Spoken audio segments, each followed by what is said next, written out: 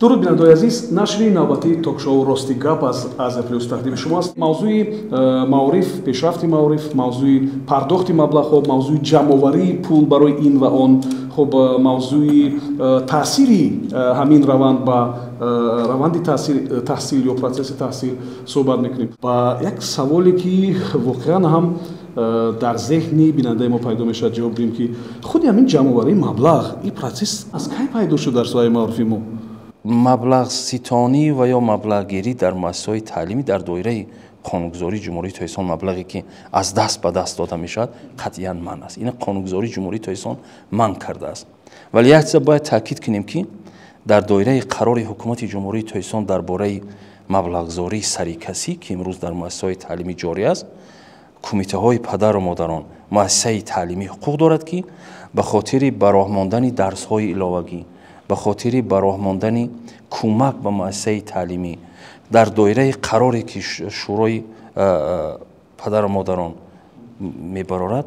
як теъдоди муайяни маблағ барои муассисаҳои таълимӣ танҳо дар доираи он қароре ки кумитаи падару модарон мебарорад барои муассисаҳои таълимӣ онҳо ҳуқуқ доранд ки барои таъмири муассисаи таълимӣ, барои харидории китобҳои бадеӣ, барои ба роҳ мондани дарсҳои иловагӣ маблағ масалан ҷамъ оваранд, вале на ин ки аз даст ба даст, балки ба тариқи ба суратҳисоби муассисаи таълимӣ гузарондани ин маблағ, яъне ба муассисаи таълимӣ кӯмак кунанд. маблағгузории сарикасӣ дар дигар кишварҳо, масалан дар кишварҳои пешрафтаи олам, ҳатто дар Амрико 10% ва дар баъзе кишварҳо то 20% маблағгузории сарикасие ки ба муассисаҳои таълимӣ давлат мекунад, ҳукумат мекунад, 10-15% ин маблағгузорӣ аз ҷониби падару модарон сурат мегирад. вале дар Тоҷикистон ғамхории ҳукумати ҷумҳурии Тоҷикистон аст ки гуфтанд ки дар қарори ҳукумат ҷо накарданд ки яъне маблағгузорӣ пурра аз ҷониби ҳукумати ҷумҳурии Тоҷикистон сурат мегирад, яъне зарурати аз ҳисоби падару модарон 10% ё 15% ки дар дигар кишварҳо ки сарчашмаи ҳамин маблағгузории сарикасӣ онҳо ҳастанд, онҳо аввал шуда ҷорӣ карданд, дар дигар кишварҳо ин чиз ҷоиз аст. вале дар мо гуфтем ҳукумати ҷумҳурии Тоҷикистон аз он ғамхорие ки нисбати аҳолии худ кард, нисбати мардуми худ кардааст, ин чиз дар қарори ҳукумати ҷумҳурии Тоҷикистон ҷиҳати кӯмаки 10% ё 15% маблағгузории сарикасӣ ба муассисаҳои таълимӣ яъне роҳ дода нашудааст. вале агар падару модарон ба муассисаи таълимӣ кӯмак мекунанд, ин қонунгузорӣ чиз маън накарда, сурат ҳисоб доранд муассисаҳои таълимӣ. фақат устод як чизи дигар аст ки масалан падару модарон эҳтимол ки як қисматаш мехоҳад ки ба мактаб кӯмак кунад, аммо чаро масалан ҳамин кӯмакҳоро онҳо ҳамчун дастгирии мактаб қабул намекунанд. ҳам кӯмак мекунанд, масалан муаллима мепурсад кӯмак мекунанд, вале дар шабакаҳо ҳам мебинем ки зиёд менависанд, шикоят мекунанд, розӣ нестанд, овозаҳо ҳам зиёд дар саҳифаҳои хабарӣ нашр мешавад. чаро мо ба ҳамин чиз одат накардем ки ина ҳамчун як дастгирии соҳаи маориф қабул кунем? бадбахтӣ кор дар ин аст ки масалан мо ҳамаи муассисаҳои таълимӣ ки имрӯз дар Тоҷикистон вуҷуд доранд, инҳо суратҳисоби махсуси худро доранд ва гуфтем ки падару модарон агар ба муассисаи таълимӣ кӯмак мекунанд, бояд ба суратҳисоби муассисаи таълимӣ пул гузаронанд. яъне кӯдак аз доираи ахлоқам агар ки бигирем, масалан болои кӯдак омӯзгор вақте фишор меорад ки фалон қадар маблағ биёр, ин бисёр як падидаи номатлуб аст ва ҳатто дар доираи ахлоқ ин чиз намеғунҷад, ҳоло ку қонунгузорӣ он тараф ист. бисёр мутаассифона ки мавзӯи бисёр муҳимам ҳамин аст. масалан ман фикр мекунам ки муассисаҳои таълимӣ ҳамагӣ соҳаи муҳосибот доранд, муҳосибҳо ҳастанд, ин кор онҳо бояд анҷом бидиҳанд ва аз таҷриба медонем ки мо фақат пули мактабро ки намедонам барои чи соли гузашта аз 1400 як бора 2800 сомонӣ барои литсей ва коллеҷҳо шуд, мо ина дар хазина месупорем, аммо маблағҳои дигар онҳо албатта аз ҷониби муаллимон роҳбарони синфҳо ҷамъ мешаванд ва пеши масалан нафарони дигар хезондани як талабаи масалан синфи 4 ё 5 ва гуфтанд ки пули фалон чиро наовардӣ, фикр мекунам ба равонаш таъсир мерасонад. бисёр амали носавоб аст агар ин чиз агар сурат мегирад ва ин боиси таассуф аст. аз ҷиҳати ахлоқӣ, аз ҷиҳати маънавӣ ин як амали бисёр паст ҳисоб меравад ва аз ин лиҳоз масалан бо тамоми ҳастии вазорати маориф ва илми ҷумҳурии Тоҷикистон дар ҳар як ҷаласаҳои сайёре ки дар минтақаҳо мегузаронанд таъкид мекунанд ки дар ҳеҷ сурат муаллими муассисаи омӯзгор ҳуқуқи аз кӯдак рӯёнидани ягон намуди маблаға надорад. ягон намуди маблағ ҳам ҳамин хел масалан ки барои фалон чиз биёр, барои ҳаққи муаллим биёр, барои рӯзи таваллуди муаллим биёр, ин чизҳо қатъиян дар доираи қонунгузории ҷумҳурии Тоҷикистон манъ аст ва гуфтем ки ин агар ки падару модарони азиз میخوان که به مؤسسه تعلیمی کمک کنن. یگانه واسطه ای که این کمک اونا میتونن کنن با واسطه صورت حساب مؤسسه تعلیمی باید صورت بگیره. تشکر میگم. خب استاد شما با صحبت میخوام همراه شوین. به نظر من که در همین زنجیره پول جمع آوری بیشتر معلمان عادی ضرر میبینن. مثلا ما چند نفر از دیکتورای مکتب رو دعوت کرده بودیم و معلمان نیومدن، ولی یک نفرشون با ما نقل کردن که اونها برای نامه کمال پول جمع کردن 200 یا 250 سومونی. و وقتی که مثلا از اگنتی برای تفتیش اومدن و یک خواننده آشکار کرد که مقدار مبلغ داده است، خودی دیرکتور معلمی بیچاره را تنها گذاشته است. مثلا معاونای دیرکتوری معلم تنها گذاشتن، هرچند که مثلا با تشبث خودشون معلم این کارو نکرده است. خب شما هم درباره این فاکتور آگاه هستین و اگنتی چی تصمیم‌ها را می‌اندیشند؟ در حقیقت باید خواهی کنم که اگنتی نظارت دسته‌های مهار و علمی نزد پرزیدنت جمهوری تاجیکستان هم در شهر دوشنبه در جمهوری اصلا اجرای برنامه و قانون‌ها و اسنادها و سندهای معیاری حقوقی ساحه معارف اجرای آنها را نظارت میکند. اما مسئله که مبلغ میستانند، مبلغ جمع میکنند، جمع آوری میکنند، این کاری مقامات داخلدار است که رفته بینند و سنجند خلاصه خود را گویند. دیری با اگنتی نمونه شکایت وارد نمیشد از پدر و مادران؟ حاضر وارد نشده است تا امروز. بیشترین شکایت هایی که صورت میگیرن تاریخی مثلا خطی صورت نمیگیرن. وقتی که ما با وزارت معارف این گونه شکایت ها میآیند، ولی وقتی که ما میگیم که بگید که کدام مکتب است، کدام معلم است، کوشش میکنن که از همون چیز خودشون دور بگیرن. یعنی که انیق یک فکت های انیق، دلیل و اسناد های انیقی که درباره مثلا این یا آن آموزگاری که بالای کودکان جبر میکند، از کودک مثلا مبلغ میستاند، یگان نفرشون نمیخوان که این چیز بگوین، یا این چیز وجود ندارد یا که وجود دارد مردم از اون دوری میجوین. یعنی یک دلیل و اسنادهایی که مثلا بگن که این مکتبی رقمی فلان، معلم ها فلان اینقدر مبلغ میستانن، این نمیخواد بیان بگوین ما وزارت معارف در صدد اون است که این چیز عموما وجود نداشته باشد. خب حاضرین عزیز، شما کدام آماده هستید که همین گونه دلیل‌ها اگر هستند با شما افشا کنید گویید؟ مرحبا. پدر و مادر من خود معلم هستند و من این چیز رو میفهمم که پول جمع کردن یا که پول ستاندن از خواننده بسیار برای معلم یک حالتی ناگوار است. نه تنها پولی مثلا کمک پولی یا که یگان پولی که به مکتب داخل دارد، حالت‌های میشوند که مثال در مکتب تئاتر میارند یا که یگان کنسرت میارند که معلمان رو مجبور میکنند و بعضی معاشو میگذارند که باید از طلبه فلان قدر یعنی مبلغ جمع کنند. من فکر میکنم که تئاتر آبونا این خیلی فهمیدن ممکن است تا جایی نه، به خاطری که برای ولی بیاید یک جایه با بچه‌ها میگیم که باز برای چی در مکتب پول جمع میکنن؟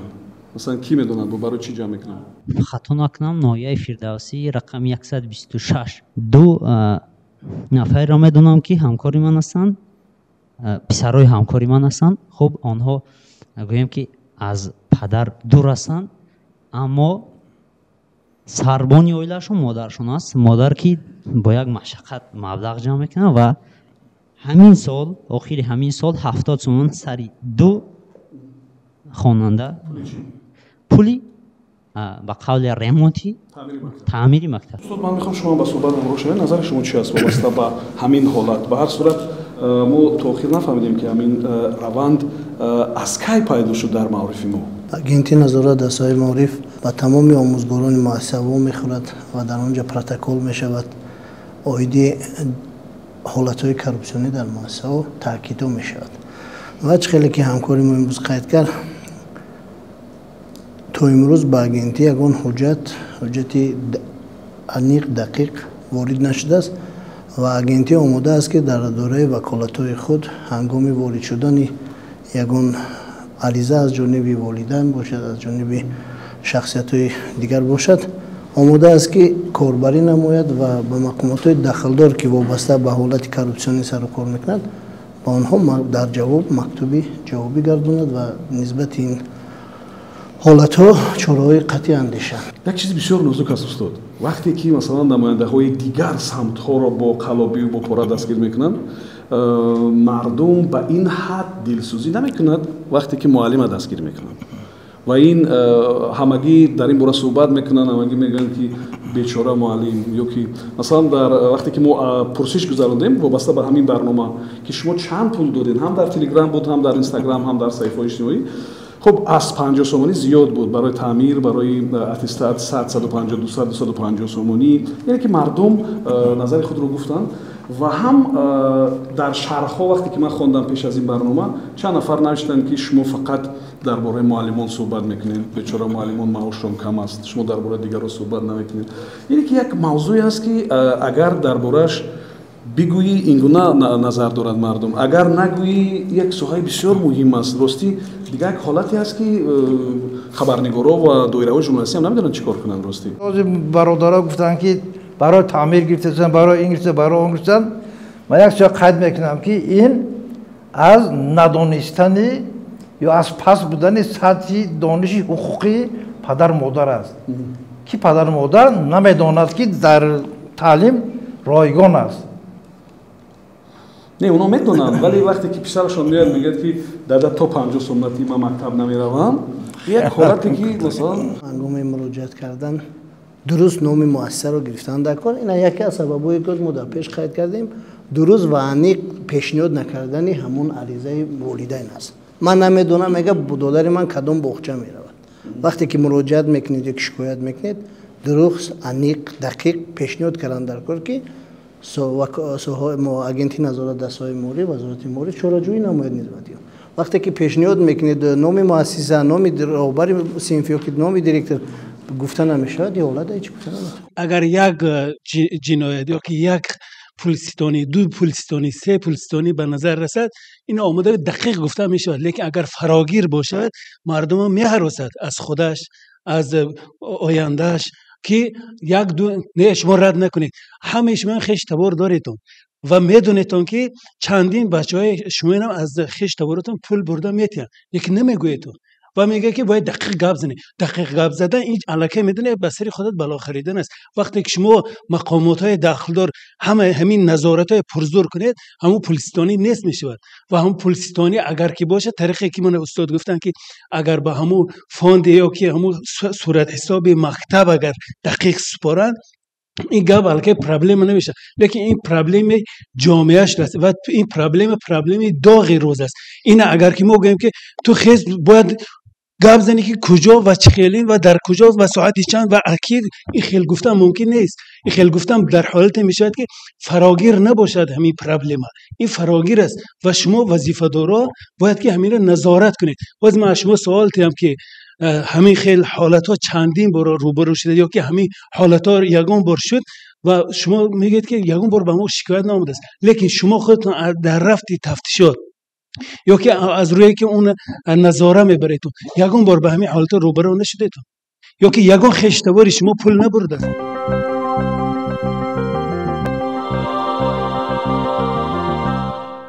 як чиз дигар аст масалан дар самтҳои дигар дар андоз дар соҳаҳои дигар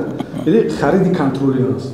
контроли масалан харид мекунанд ва ина месанҷанд хуб чаро дар агенти ҳамин чиз набошад устод ё имконпазир ҳаст ҳамин чиз дар доираи салоҳият ва аз рӯи санадҳои ҳуқуқӣ агентӣ метавонад ин корро анҷом диҳад ки масалан пурсишҳои контролӣ гузаронад марамат дар масъалаи маблағ мо бетараф шуда наметавонем ки дар инҷа қонунгузор ваколати моро муайян кардагӣ аст яъне ки дар масъалаи пардохту яъне ки фаъолияти молиявии муассиса аз ҷониби агентӣ яъне ин ваколата надорад дар хусуси ҷамъоварии маблағ ман якчанд фикрҳои худамон гап мезанам анаки бинед ки ҳамин аз куҷо пайдо шуд чӣ хеле ки бародарои мо қайд кардан ин чиз пояи ҳуқуқӣ дорад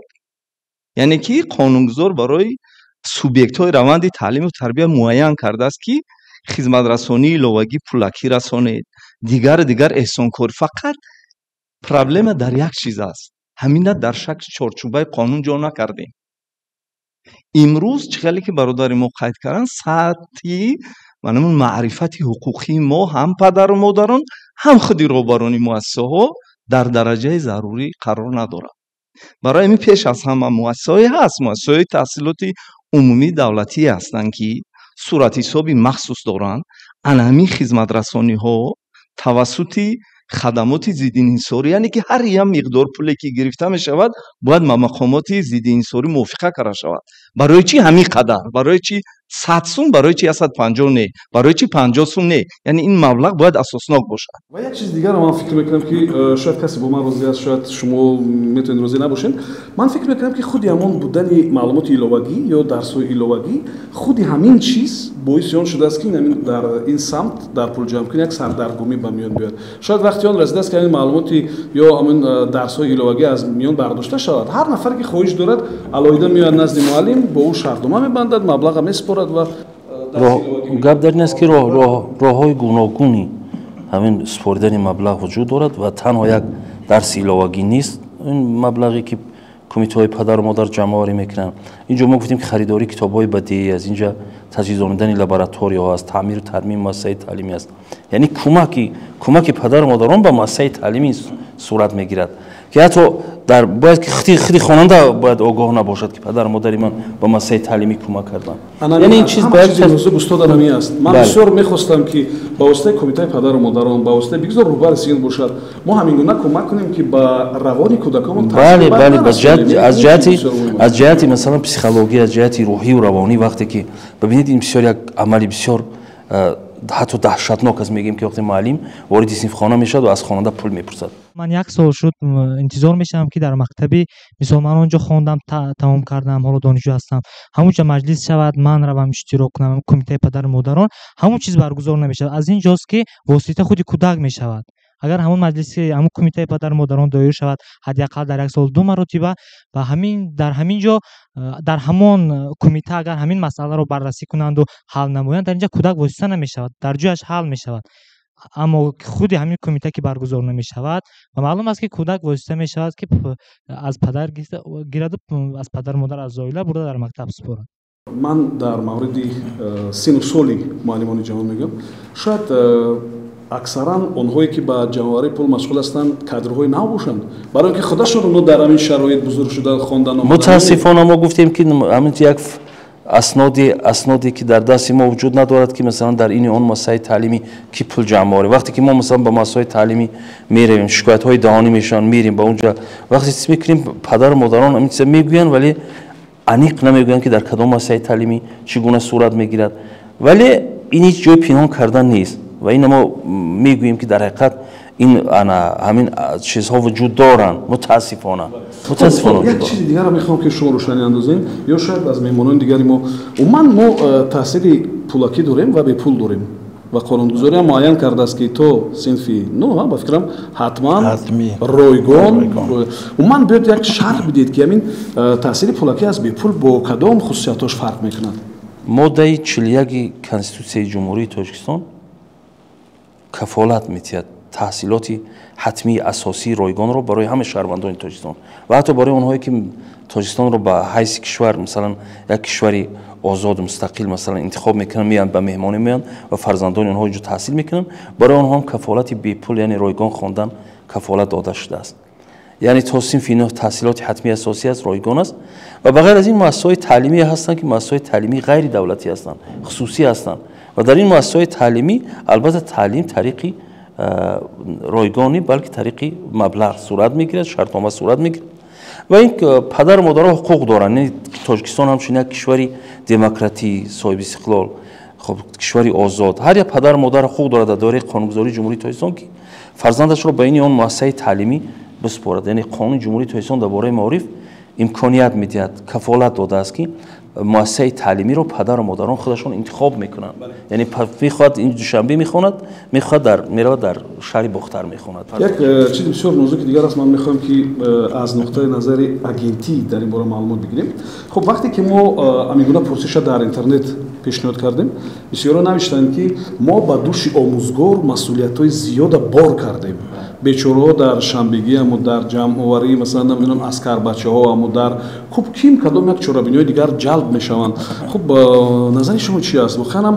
оё мо сарбории омӯзгора зиёдтар кардем бисёртар кардем масалан намешавад ки масалан камтар бошад ва дигарҳо ба ин кор машғул шаванд. қонунгузор қайд мекунад ки истифода бурдани омӯзгор ба вазифае ки ба вазифаи асосии ӯ музоҳимат мекунад ман аст. با کار دیگر جلب کردن آموزگار از وظیفه اساسی خود از وظیفه آموزگار دور کردن آموزگار قطعا من است. آموزگار باید وظیفه خودش اجرا کند، آموزگاری کند. و حالی شما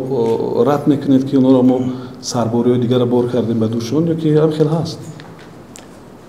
بعضی چورابینی هست که به آموزگار نمیشد، آموزگار دعوت کردن. چرا ما باید اونا را دعوت کنیم؟ به خاطر اینکه اونا نسبت به کشورهای دیگر باسوادتر هم به همین خاطر باشد یا برای چی؟ مثلا هرچند وظیفه او فقط تعلیم دادن است ولی در چورابینی‌های مثلا دیگری سیاسی و مثلا نمیدونم جمعیتی و دیگر فرا گرفتن تا کدام اندازه به نظر شما قابل قبول است؟ آموزگار که تطبیق کننده سیاست دولت در ساحه معارف است. خارج از مثلا وظیفه اساسی که آموزگار اجرا میکند،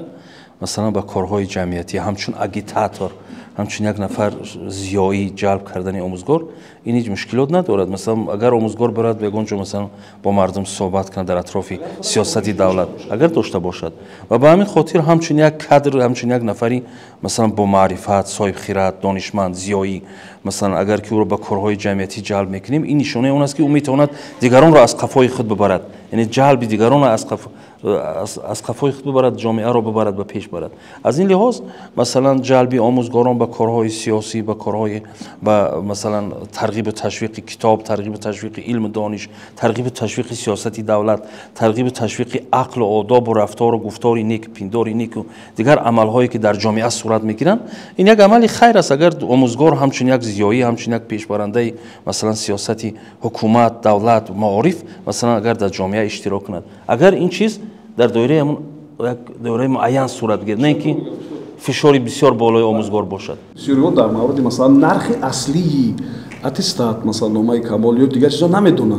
شما میتونین یا کدام از شما میتونین بیان کنید که امینا از روی سندهای حقوقی که ما داریم چند سومانی است؟ مثلا یک نامه کمال صنف 9 یا 11 چند سومانی؟ متاسفانه این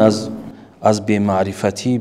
همون شهروندان صورت میگیرد، در صورتی که ما هر سال با فرمایش وزیر معارف و علم جمهوری تاجیکستان نرخنامه اتستات، نرخنامه دیپلم، نرخنامه اونمون یک شهادتنامه عادی رو طریقی اون بگوش استرکایی که در تلویزیون میرود، اون حرفایی که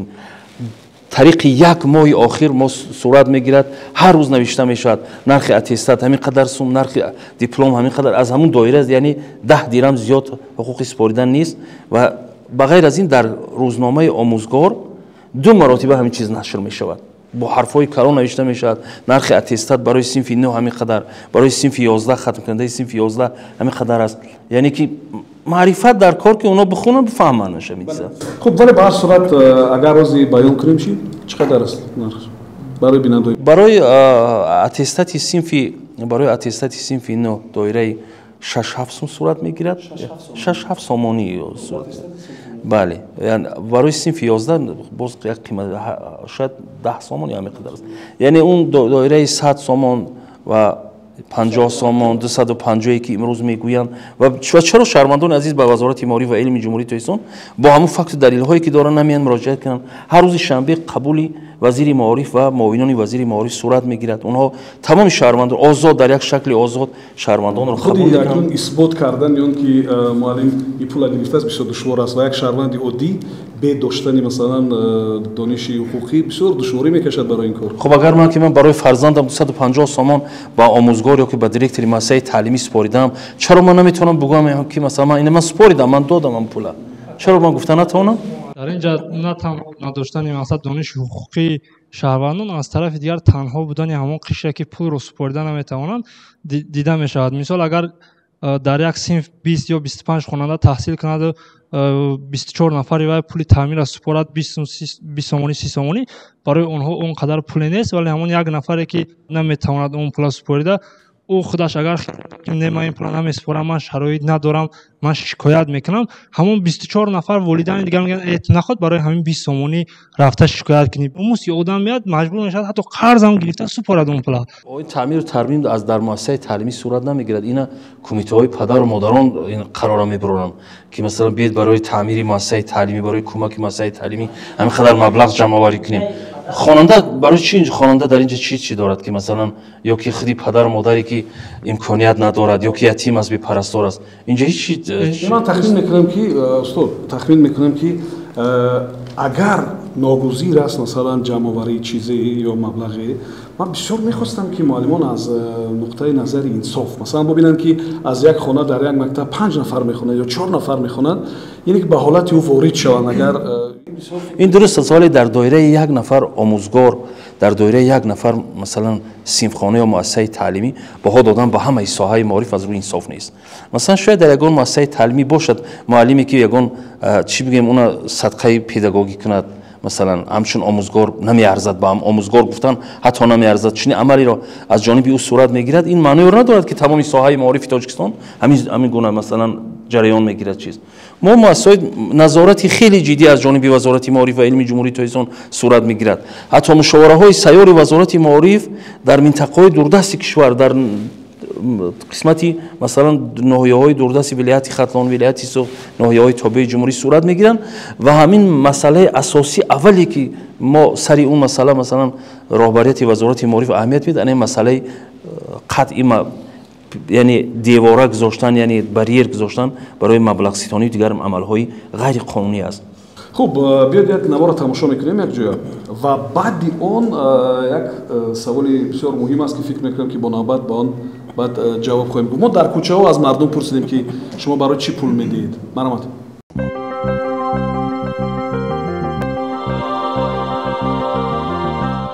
پولی چی جمع کرده بودن در مکتب در مکتب پولی ремонти مکتب جمع کرده بودن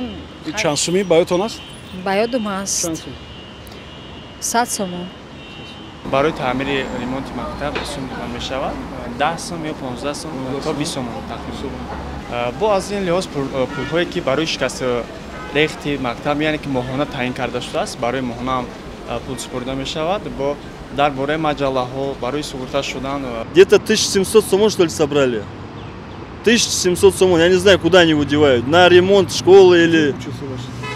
у меня вот здесь 19 школа فرزند ما مکتب رفت 4000 بود حاضر که من همچون دکتر کووید ویروسولوگ بودم هم دیرکتوری مکتب همین خیلی خلاصه اومد که بچه مرا 50% کردن حاضر 2000 میسپرم پول تعمیر دادن از شما پول تعمیر بله دادیم 50 سوم آخر شما را پیشنهاد نکردن که برای تعمیر مکتب کمک کنیم نه پیشنهاد کردن کمک هم کرده بودن بله بله بله چیکار کردین شما پلاستیک شما خودتون از دستتون می استای پلاستیک هست بله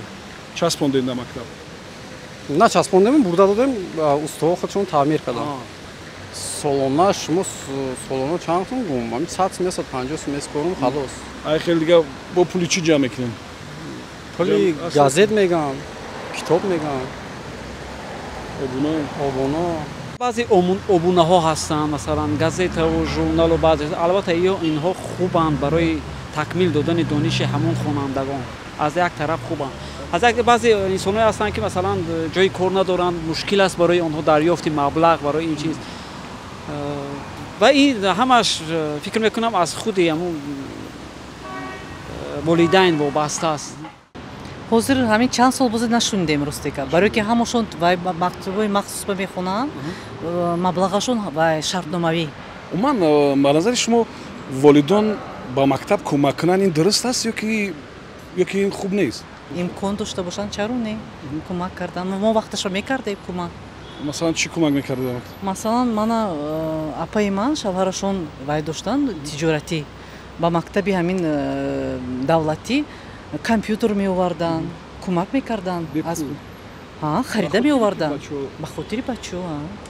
شما یگان خیلی مبلغ تعمیر چه نمیسپرید نه نسپریدیم راستی گپ یکتاش صنفی 9 تمام کرد مریم مسلمه 7 تمام کرد مکتبتون دا پول جمع میکردن بسیار نه چند سوم جمع میکردن امی 30 سوم برای چی جمع کردن 30 سوم 30 سوم 40 سوم برای امیر ریمونت دا شما مکتب ویران میکنین در یک 9 ماه خوندنتون نه ما ویران نمیکنیم ویران میکنن باری شما میکنن باری ما میکنن که بیارش ما با همه میاره 30 سومی ها 50 سومی 20 سومی شما 50 سومی بردین دو خب بعد خونه دا چی میگم نمیگن که قیمت های نمیگم نه آفرین بهای چند قطعی میخونین 5 54.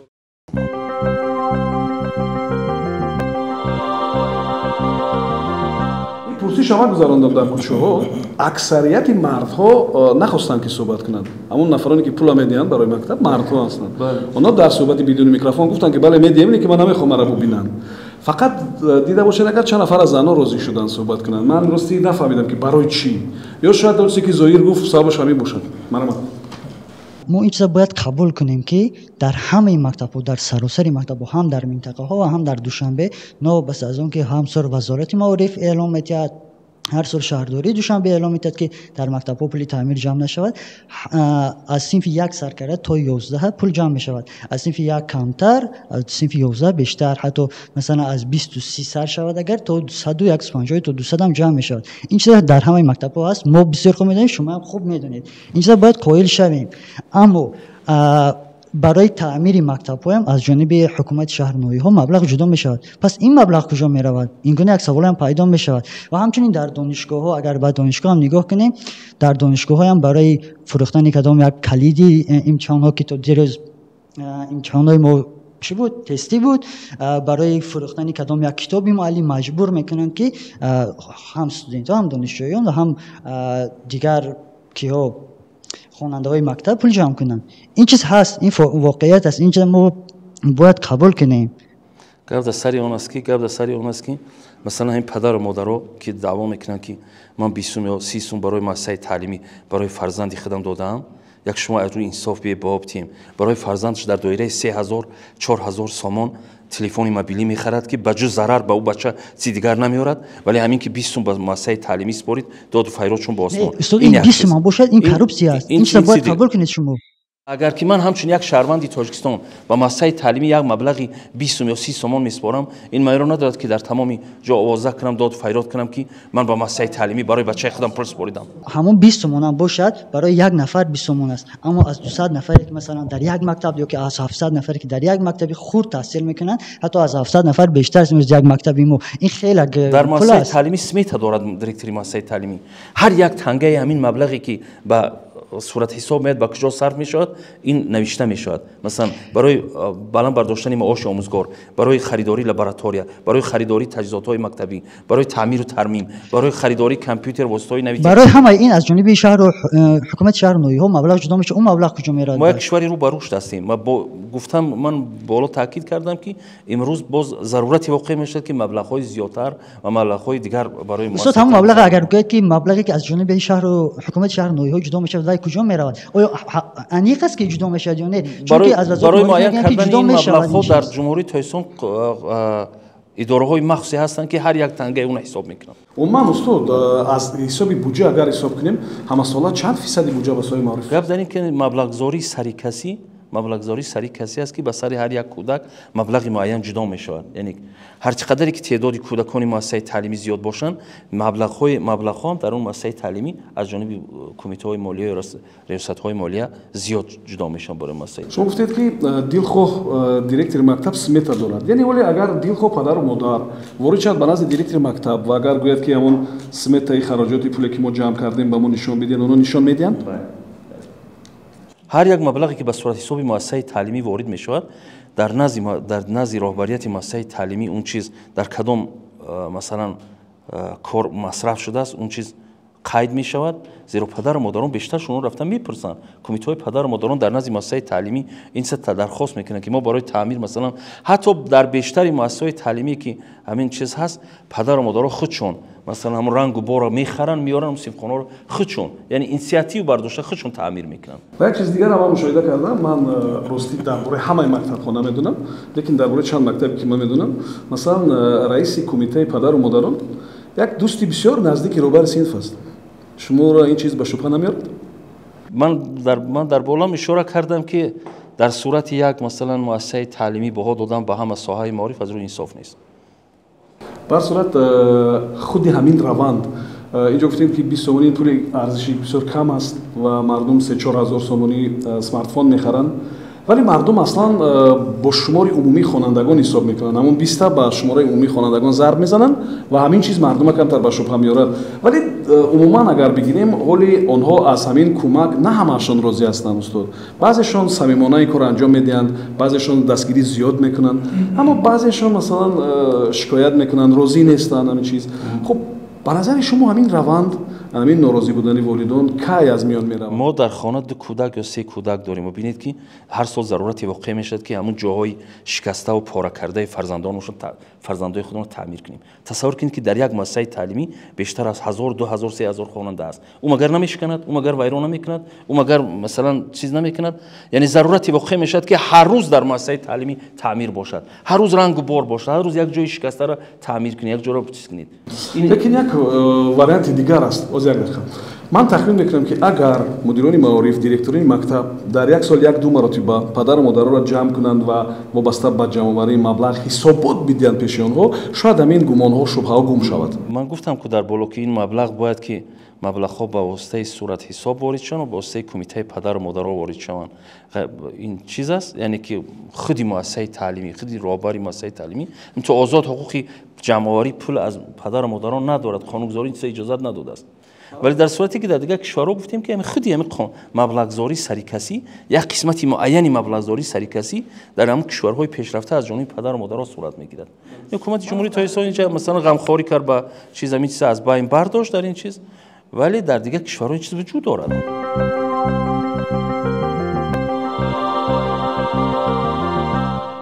در مکتبی که من تحصیل کردم نه مبلغ ремонт یگان چیز، فقط یگانه مبلغی که 1 سومون پول سوغورتا میسپردیم و مجبوری نبود، کدام میخواست میسپرید، این چیز نبود. لیکن اینجا ما فقط گفتن نمیتونیم که این چیز نیست. وقتی که ما به شهر اومدیم، مثلا ما در شهر فهمیدم که باید در مکتب پول ремонت این قدر میدادی، پول زادروزی معلم میدادی، پول و ماهانه مکتب میدادی، پولی نمیدادم که این چیزای دیگر میدادیم، ما ندیده بودیم. لیکن ما یک چیزی گفته استاد رد میکنم که میگم وقتی 20,000 تلفن میگیرد همین چیز تا حاضرم در همه ناحیه‌های ما نیست، تا یک فرزندی وای دانشجو نشود در دستی وای تلفنی 20,000 تومان خرید تلفن نمیتونن، همون یک تلفن عادی‌ترین هم نمیتونن و همونی که میگن 20 تومان این پول نیست. مثلا اویله ما 5 فرزندی مکتب خوان بودیم، ها وقتی که دادرم خورتر بود، ما مثلا یگانه آدمی که در خانه ما کار میکرد مادرم بود که 70 تومان معاش میگرفت. اگر وای 70 تومان هر سال اگر چنین میبود در مؤسسه ما 20 تومانی میداد، بود 10 تومان دیگه نمیرسید برای دیگرش. شما فکر میکنید که در دهات به هر صورت وضعیت دیگر است و پول جمع کنی زیاد اکثرا در شهر است؟ در شهر است. این من فکر میکنم و هم این است که ما باید به نظر بگیریم که نه همه مردم ما هرچند میگن سطح کمبودی پایان رفته است، درست است که ما کم داریم، لیکن این اکثرا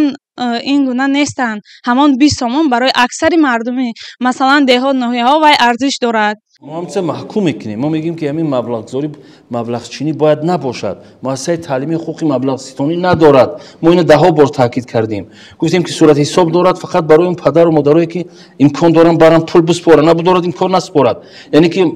این چیز قطعاً من است، قانونگذاری من کرده است. ولی اگر کمیته های پدر و مادر میگن که ما هم تعمیر کمک میکنیم به مؤسسه تعلیمی، همون خودشون یک قرار میبرن، این کاری اونها است. اینی چی به مکتب درست است که شما محکوم میکنید که این فقط به اینکه 10 بار شما میگن نمیشود. این اگر عمل نکنید ما چگونه عمل کنیم؟ ما مثلا در هر یک مؤسسه تعلیمی نمیتونیم که یک نماینده وزارت معارف بریم در پشت پرتا بشونیم. هر یک استاد اعضای وزارت معارف میشد اگر به قول بگیریم هر یک وای نماینده است خودش باید خطی و یا کار کرد، مثلا کار کرد درست براهمونه. بیاید شما کوتاه بگید که مثلا اگنتی کدام کارا رو انجام میده تا مردم دونن که با کدام مثلا سوال یا پیشنهاد بیان به اگنتی چی کارا رو انجام میده؟ با یک دو سه خوش میکنم بگیم. اگنتی در زمینه خدمات دولتی نظارت در ساحه معارفی که در ساختار وزارت معارف بود تأسیس شد، یعنی که خدمات به اگنتی تبدیل داده شد. اساس فعالیت اگنتی نظام نظارت دولتی را در مؤسسه‌های تعلیمی تطبیق می‌نماید در شکل اجازتنامه‌دهی مؤسسه تعلیمی، یعنی که اجازت می‌گیرن، لیسنزیا، اتستاسیون دولتی، اکریدیتاسیون دولتی، سنجش صفت تحصیلات و رفت اجرایی қонунҳои амалкунанда ва қарорҳои ҳукумати ҷумҳурии тоҷикистон барномаҳои давлатӣ дар муассисаҳои таълими ҷумҳурии тоҷикистон новобаста аз шакли моликият ва табиати идорӣ. Маълум мешавад ки вобаста ба пулҷамъоварӣ наметавонанд ба шумо муроҷиат кунанд. Не, 100% ҳуқуқ доранд барои мо муроҷиат кунанд. Лекин он муроҷиате мешавад, агентӣ ҳамеша омода аст ки дар доираи ваколатҳои худ ин масъаларо матрах созад. Ин ягон проблем. Як агентии дигар чанд сол пештар дар як нишасти хабарӣ, агар хато накунам, ду соҳаи бисёр муҳима муаррифӣ кард, гуфт ки он ҷо фасод хеле зиёд аст ва бисёр мутаассифона якташ вазоят маъриф буд. Ва ман мехостам ки баъди ҳамин назаре ки масалан расман пешниҳод шуд дар вазорати маъриф чӣ вокуниш сурат гирифт, яъне чӣ тасмимҳо амалӣ шуданд ё масалан чӣ тадбирҳо андешида шуданд? мушовараҳои вазорати маъриф ки дар минтақаҳо доир мешаванд, ана ҷаласаҳои ки дар назди вазири маъриф ва илми ҷумҳурии тоҷикистон доир мегарданд, ҳамкориҳо нақшаҳои чорабиниҳои якҷоие ки вазорати маъриф бо прокуратураи генералии ҷумҳурии тоҷикистон, бо вазорати корҳои дохилии ҷумҳурии тоҷикистон, бо агентии коррупсия доранд дар масоили ана масоил, инҳо пурзуртару бештар карда шуданд ва бояд таъкид кунем ки ба хотири пешгирӣ кардани ҳар як амали ғайриқонуние ки дар муассисаи таълимӣ сурат мегирад, вазорати маъриф худаша масъул медонад, кӯшиш мекунад ки ин чиза аз байн бардорад. Вале гуфтем ки дар сурати масалан як муассисаи таълимӣ, дар сурати ин якчанда муассисаи таълимӣ ё якчанд нафар омӯзгор баҳо додан ба кори маъриф, ба соҳаи маъриф аз рӯи инсоф нест. 4 нафар шудем намояндаи воломақом. ҳолатҳое буд ки шумо барои муассисаи таълимии фарзанд ё набира ё наздиконатон пул додед? инҷо ҷои масалан чиз нест. Бале, дар ҳама сурат ман кӯшиш кардам ки бо вуҷуди он ки фарзандони ман дар муассисаи таълимии давлатӣ мехонанд, масалан мехонданд, кӯшиш кардам ки ба ҳамон қадри имконе ки дорам дастгирӣ кунам. мо дар масъалаи маблағ ҷамъ кардан аз хонандагон гуфтем, вале дар масъалаи он ки худи омӯзгорон бо он маоше ки мегиранд яъне чӣ қисматашро баргардонда, мисол ба ин ё он чизи хароҷотҳои яъне идораи маорифи ҳамон шаҳру ноҳияҳо месупоранд, дар ин масъала нагуфтем. Масалан дар ноҳияи Ашт ки ман дар он ҷо ба воя расидам, дар мактаби мо рӯзе набуд ки мисол ба қавле комиссия ояд ва ба ин комиссия омӯзгорон вазифадор буданд ки мисол ӯро гӯё меҳмондорӣ кунанд ё ки мисол аз ягон идораи оташнишонӣ яъне ба тафтиш меоянд, гӯё ки мактаб камбудӣ дорад ва ҷаримаи онро бояд омӯзгорон пулҷамъкар споранд. дар ин масъала назари шумо чӣ гуна аст? муассисаи таълимӣ агар вобаста ба ини он масъалаи масалан оташнишонӣ гуфти дигар чизо масъала ки агар айбу нуқсоне дорад, ин айби худи роҳбарияти муассисаи таълимӣ аст ва он худаш бояд сари ин масъала андеша кунад. вале аз муаллимон ҷамъ овардани ягон маблағ барои масалан комиссия барои меҳмонӣ барои ин амалҳое ҳастанд ки қонун инҳоро манъ кардааст. дигар дар ин масъала гап ки шумо бинанда азиз шунидем, ҳама гуна маблағҳое ки шумо ба дасти муаллим медиҳед, ба дасти директор медиҳед, ғайриқонунӣ аст, дастаҷамъона. хуб додани ин гуна маблағҳоро бояд рад кард ва ине ки барои рушд накардан ё доман паҳн накардани ин чиз бояд ине ки талош кард. умедвор ҳастам ки ҳамин гуна ҳар кадомон дар самти худ мо барои пешрафти соҳаи маориф кӯшиш мекунем ва талош мекунем ки ин самт яке аз самтҳои калидӣ аст барои сохтани инсони замони нав, барои сохтани инсони босавод ва донишманд мусоидат кунад ва заминҳои устувор дошта бошад. барои ҳамаи шумо муваффақият орзу мекунам, барор ва баракат кунам. рости гап инҷо ба охир расид. То барномаи дигар.